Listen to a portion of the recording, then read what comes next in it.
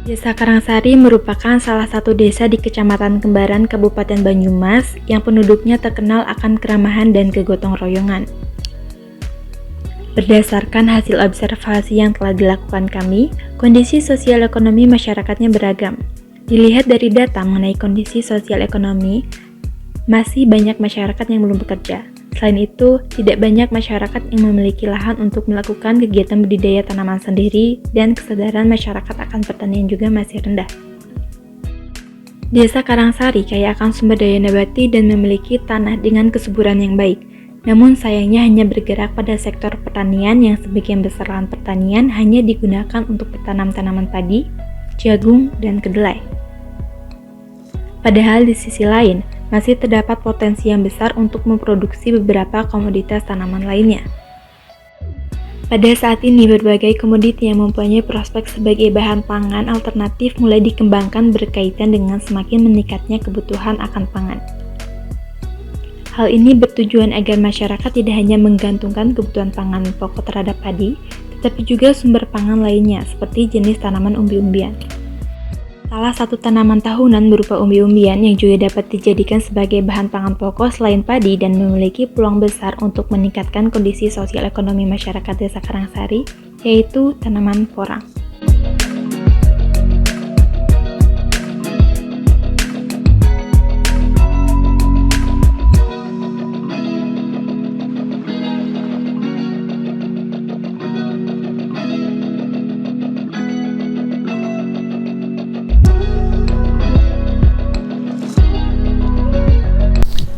Kesesuaian identifikasi permasalahan dengan metode dan ketercapaian tujuan. Permasalahan pertama, mengenai mekanisme pengembangan budidaya porang secara GAP untuk meningkatkan ekonomi masyarakat Desa Karangsari telah dilaksanakan dengan metode adaptasi, implementasi, dan evaluasi. Adanya hal tersebut pada permasalahan pertama telah tercapai. Indikator permasalahan kedua mengenai bagaimana mengedukasi dan meningkatkan antusiasme masyarakat terhadap pengembangan tanaman porang. Akan tetapi, pada implementasinya, keikutsertaan masyarakat terhadap kegiatan budidaya porang masih belum maksimal. Maka dari itu, tujuan kedua, yaitu mengedukasi dan meningkatkan antusias masyarakat, belum tercapai secara maksimal. Indikator permasalahan ketiga, yaitu menciptakan Desa Karangsari sebagai sentra porang belum bisa terwujud.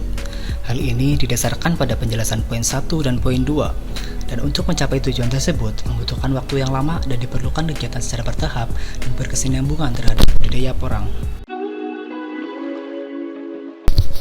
Tingkat keberhasilan. 1. Tingkat keberhasilan dalam tujuan pada poin pertama, mekanisme pengembangan budidaya tanaman porang menggunakan sistem GAP berhasil karena menggunakan metode adaptasi, implementasi, dan evaluasi. Kedua, pada poin 2 tujuan, tingkat keberhasilan untuk mengedukasi masyarakat dikatakan berhasil karena pada saat sosialisasi, banyak warga dan anggota Karang Taruna yang memiliki antusias tinggi. Namun, pada saat melakukan penanaman bibit porang di lahan budidaya, antusias warga dan Karang Taruna kurang.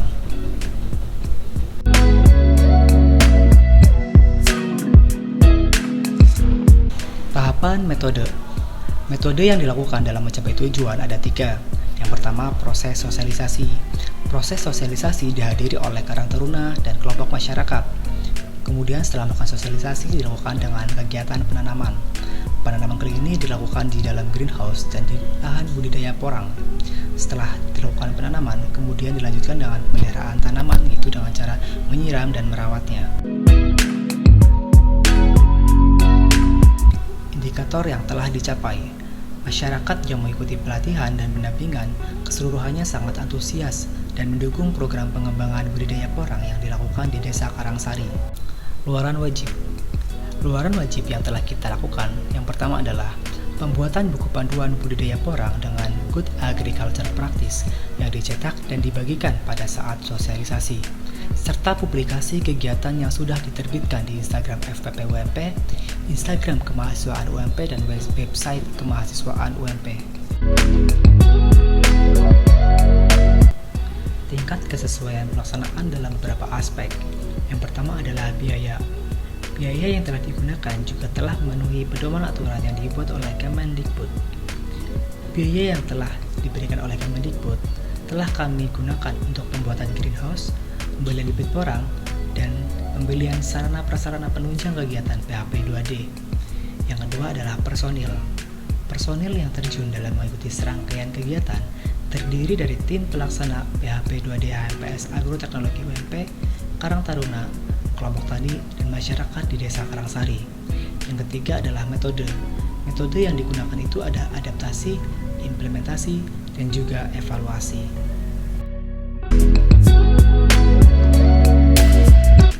Kekompakan tim. 1. Terdapat dua jenis komunikasi yang kita lakukan, yaitu secara offline dan online.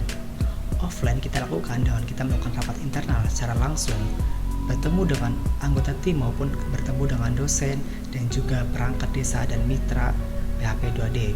Dan online kita berkonsultasi via WhatsApp. Yang kedua, presentase.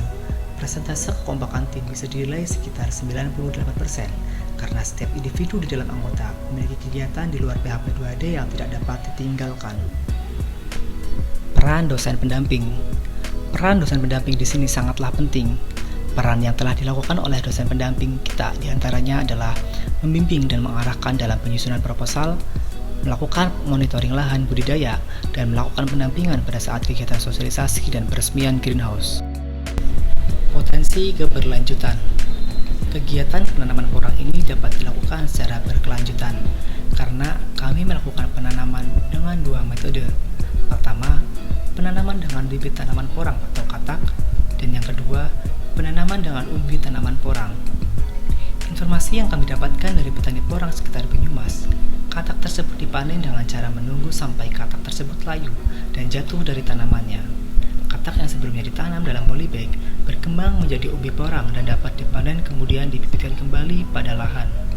Umbi yang besar dapat dijual, kemudian hasil dari penjualan tersebut dapat dialokasikan untuk pendapatan masyarakat Desa Karangsari.